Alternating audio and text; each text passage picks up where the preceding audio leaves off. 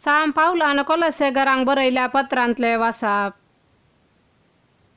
आनी तुमी एक काळार ताचे तावन पयस सरल्यात।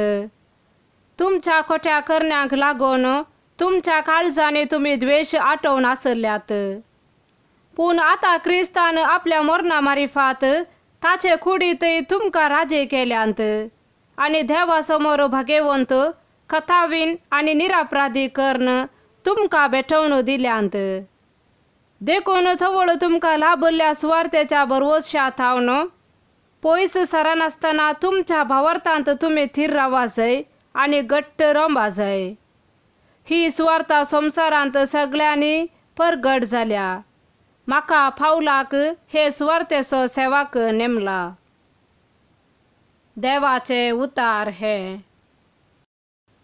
सांत लुका प्रमाणे जेजू क्रिस्ताची शुभ वार्ता।